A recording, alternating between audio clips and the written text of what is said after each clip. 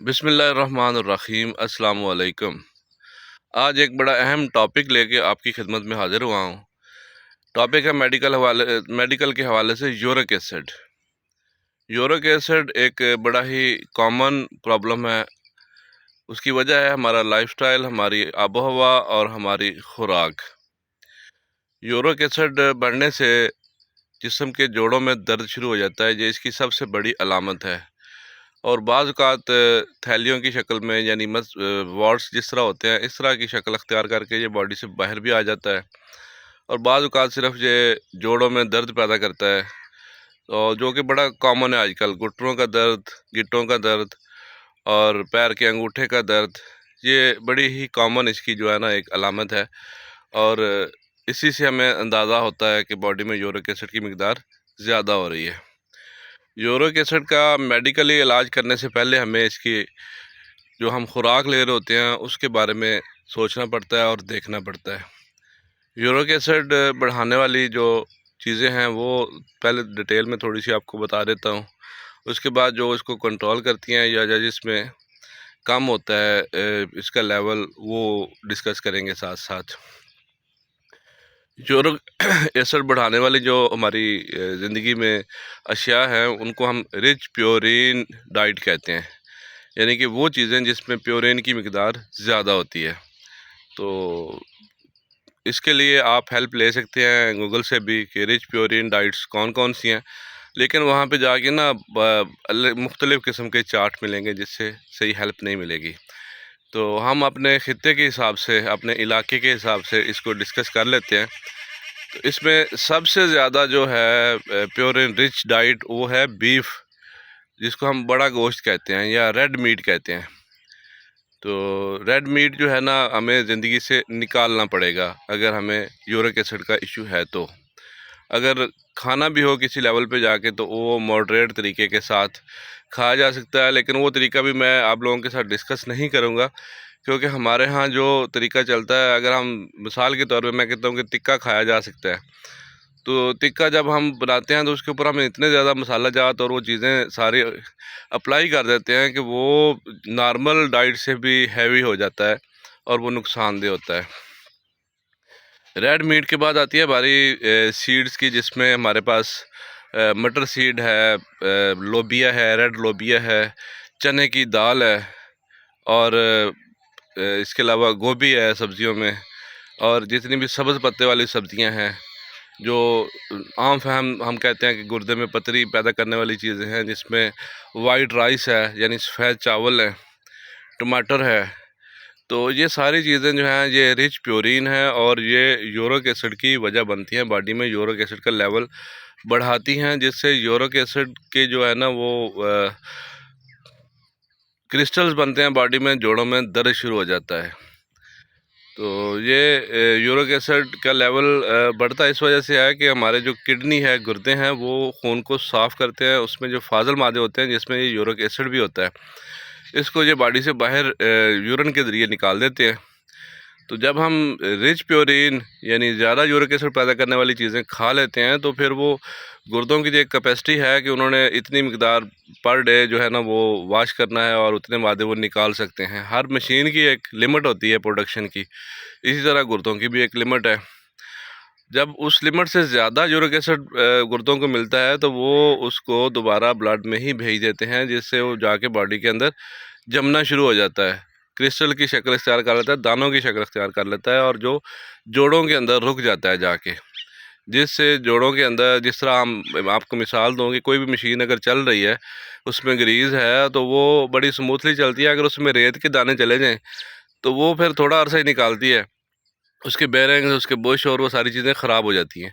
यही हाल हमारे जोड़ों का है कि जोड़ों के अंदर जब यूरिक एसिड के क्रिस्टल्स बनते हैं, तो वो फिर उसमें रुकावट बनते हैं उनकी मूवमेंट में, चलने में, और फिर आहिस्ता आहिस्ता स्वेलिंग आना शुरू हो जाती है, क्योंकि वो हल्के हल्के ज़ख़म पैदा करना शुरू कर देते हैं अंदर, और ये बड़ा तकलीफ़देह मामला होता है। और ये हमारे अक्सर बुज़ुर्गों के साथ चल रहा है, घुटनों का पेन और फलां फलां। ये तो हो गई रिच प्योरीन यूरिक एसिड बढ़ाने वाली चीज़ें। अब थोड़ी सी डिटेल ले लेते हैं कि यूरिक एसिड कम करने वाली खुराक कौन कौन सी है। इसमें तो सबसे पहले तो आ जाती है जो हमारी गरी वाले बीज हैं जिसमें बादाम है, अखरोट है, और इसी तरह जो ड्राई फ्रूट्स हैं, ये जो है ना कंट्रोल करते हैं काफ़ी हद तक यूरिक एसिड को। और साइंटिफिकली तो सबसे अहम जो गिना जाता है ना, वो चेरी को गिना जाता है कि एक पाव चेरी अगर डेली खाई जाए तो दिनों के अंदर यूरिक एसिड जो है ना वो बॉडी में लेवल हो जाता है, कंट्रोल हो जाता है। और अगर इसका फ्रेश जूस चेरी का पिया जाए डेली 1 कप, तो वो भी बड़ा फ़ायदेमंद है, क्योंकि चेरी हमारे एरियाज़ में आम मिलती नहीं है, इसलिए मैंने चेरी को डिस्कस नहीं किया पहले। हमें जो फ़ौरन मिल जाती हैं चीज़ें वो यही हैं, ड्राई फ्रूट्स और बाकी चीज़ें। इसके बाद बारी आती है सिट्रिक फूड्स की, और सिट्रिक फूड्स में सबसे पहले आ जाता है लेमन। अगर मौसम हो शिकंजबीन पीने का और लेमन अवेलेबल हो तो हमें जो है ना बहुत मुफीद है ये, यूरिक एसिड में बड़ा फ़ायदेमंद है। और जितने भी फ्रेश मशरूबात हैं, फ्रेश जूस हैं, जितने भी हमारे फ्रेश फ्रूट हैं, ये जो है ना ये बहुत मुफीद हैं यूरिक एसिड के लिए।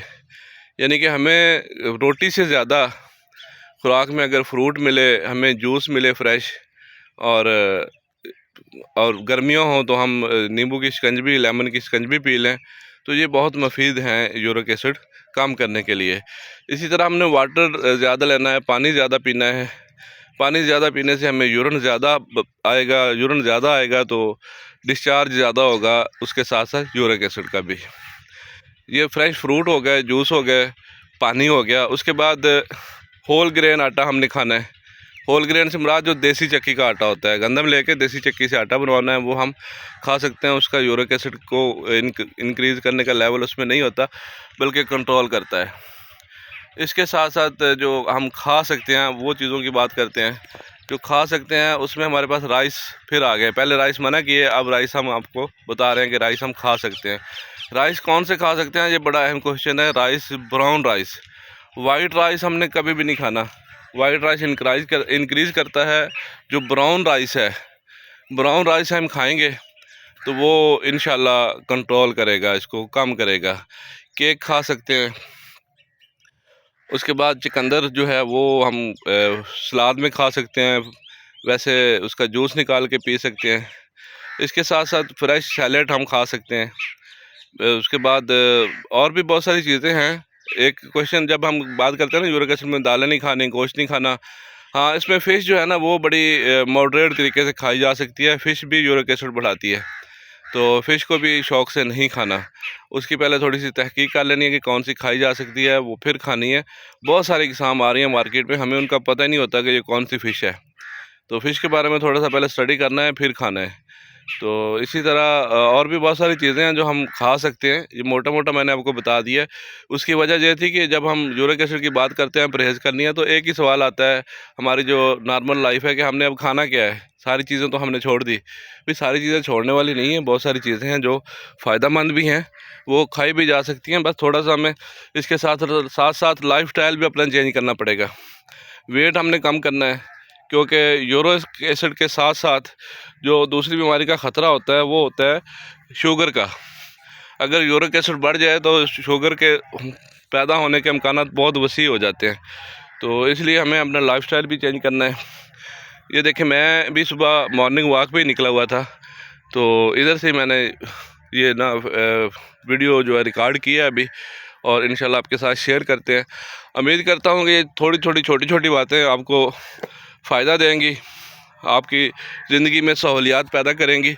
ये अभी इनिशियल स्टेज है हमारे चैनल की, तो इसमें इंफॉर्मेटिव वीडियोज़ जो हम शुरू की हैं वो चलती रहेंगी कुछ अर्सा। उसके बाद फिर हम इसकी मेडिकल ट्रीटमेंट की तरफ आएंगे कि मेडिसिन्स किस बीमारी में कौन सी लेनी है, किस मिकदार में लेनी है, वो बाद में सिलसिला चलेगा इंशाल्लाह।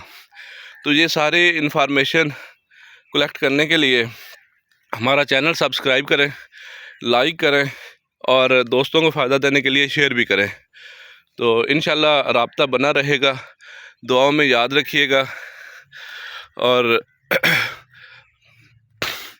जुड़े रहिएगा, इंशाल्लाह फ़ायदा होगा।